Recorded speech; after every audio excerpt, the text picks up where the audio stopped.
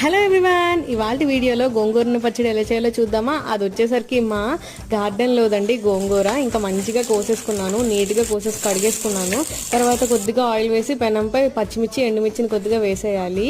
వేసేసాక అదే ఆయిల్లోన మన నీట్గా శుభ్రం పరుచుకున్నాం కదా, ఆ గోంగూరని యాడ్ చేసేయాలి. మెత్తగా బాగా అడుగు అంటిపోకుండా మెత్తగా చేసుకోవాలండి ఆకుని. ఇందులో వాటర్ కూడా కావాలంటే వేసుకోవచ్చు, అందులోంచి వాటర్ వస్తుంది.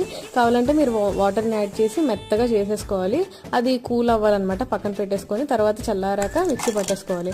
ఇంత లోపల మనం ముందుగా వేయించుకున్న పచ్చిమిర్చి ఎండుమిర్చి, ఒక 6-7 వెల్లుల్లి రెబ్బలు, జీలకర్ర, ఇంకా ఉప్పుని వేసి కోరస్గా గ్రైండ్ చేసేసుకోవాలి. తర్వాత మన గోంగూర వేసేసాక తాలింపు పెట్టేసుకోవడమేనండి.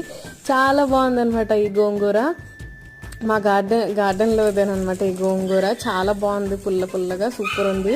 ఆ వేడి వేడి అన్నంలో నెయ్యి వేసుకొని గోంగూర కలిపి